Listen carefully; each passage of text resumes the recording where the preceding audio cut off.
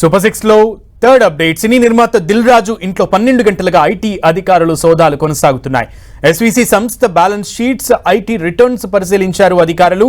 Dil Raju construction limited కంపెనీలోనూ అధికారులు సోదాలు చేశారు. ఎస్వీసీ సంస్థ 2021లో బ్యాలెన్స్ షీట్ ఫైల్ చేసినట్లు అధికారులు తెలిపారు. మరోవైపు దిల్ రాజు సతీమణి తేజస్విని కూడా ఐటీ అధికారులు బ్యాంకుకు తీసుకెళ్లారు.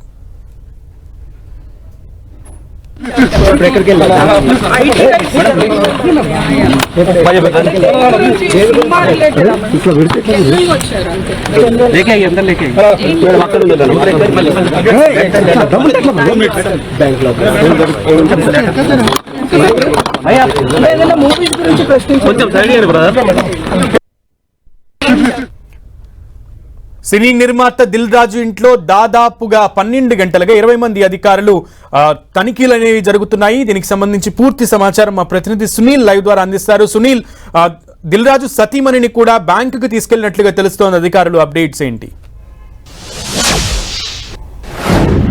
తెలుగు చలనచిత్ర పరిశ్రమలో ఇటీవల భారీ బడ్జెట్తో తెరకెక్కించినటువంటి సినిమాలకు సంబంధించిన ప్రొడ్యూసర్ నివాసాలపై ఈరోజు ఆదాయ పన్ను శాఖ అధికారులు కొరడా జులిపిస్తున్నారు. ఉదయం 6 గంటల నుంచి దాదాపు 10 ప్లేసెస్లో దాదాపు 55 బృందాలుగా విడిపోయి సోదాలు కంటిన్యూ కొనసాగిస్తున్నాయి. ఇందులో ఎస్వీసీ అంటే శ్రీ వెంకటేశ్వర క్రియేషన్స్ బ్యానర్ సంబంధించిన దిల్ రాజ్ నివాసాలు, తన కార్యాలయంతో పాటు మైత్రి మూవీ మేకర్స్ ఇటీవల కాలంలో పాన్ ఇండియా లెవెల్లో చిత్రాన్ని నిర్మించినటువంటి మైత్రి మూవీ మేకర్స్ అధినేత, ప్రొడ్యూసర్స్, అదేవిధంగా CEO నివాసాల్లో, అదేవిధంగా మ్యాంగో మీడియా సంస్థ అధినేత నివాసాల్లో కూడా ప్రస్తుతం అయితే సోదాలు కంటిన్యూ కొనసాగిస్తున్నారు. ఈరోజు ఉదయం 6 గంటల నుంచి మొదలైనటువంటి ఈ సోదాలు 12 గంటల పాటు నిర్విరామంగా కొనసాగుతూనే ఉన్నాయి. ఇక ప్రస్తుతం హైదరాబాద్ బంజారాహిల్స్లో ఉన్నటువంటి Dil Raj film development corporation అధినేత ఇటీవల కాలంలో సంక్రాంతి సంబంధించిన వెంకటేష్ తెరకెక్కించినటువంటి సంక్రాంతికి వస్తున్నాము సినిమాని తీశారు. దీంతో పాటు గేమ్ చేంజర్ భారీ బడ్జెట్తో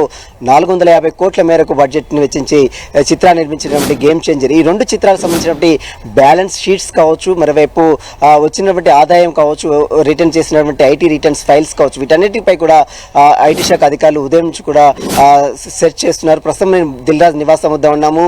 తెలంగాణ ఫిలిం డెవలప్మెంట్ కార్పొరేషన్ అధినేతగా ఉన్నాడు దిల్ రాజు. ఇతని కొద్దిసేపటి మధ్యాహ్నం 12 గంటల ప్రాంతంలో అతని సతీమణిగా ఉన్నటువంటి తేజస్విని అటు జూబ్లీహిల్స్లో ఉన్నటువంటి కెనడా బ్యాంక్ తీసుకువెళ్ళి ఒక లాకర్ని కూడా ఓపెన్ చేశారు. ఆ లాకర్లో సంబంధించినటువంటి కొన్ని విలువైన బంగారు ఆభరణాలు కావచ్చు, డాక్యుమెంట్స్ కూడా వెరిఫై చేశారు. ఆ తర్వాత మళ్ళీ ఇంటికి తీసుకొచ్చారు. ఇంటి దగ్గర కూడా తన దిల్ రాజ్ సమక్షంలో మాత్రం ఇంకా సోదాలు అయితే కంటిన్యూ కొనసాగిస్తారు. ఉదయం 6 గంటల నుంచి మొదలైనటువంటి ఐటీ సోదాలు స్టిల్ 12 గంటలు అవుతున్నా ఇంకా కంటిన్యూ కొనసాగుతూనే ఉన్నాయి. ఈరోజు మొత్తం కూడా సోదాలు కంటిన్యూ అయ్యే అవకాశం ఉంది. ఈరోజు పూర్తయిన తర్వాత రేపటి వరకు కూడా ఈ సోదాలు జరిగే అవకాశం ఉంది. ఎందుకంటే బ్యాలెన్స్ షీట్స్ 2021 నుంచి బ్యాలెన్స్ షీట్స్లో కొంత వ్యత్యాసాలు ఉన్నట్లు ఇప్పటికే ఐటీ శాఖ అధికారులు కొన్ని ఆరోపణలు కూడా వినపడ్డాయి. దీంతో పాటు ఫిర్యాదులు కూడా అందాయి.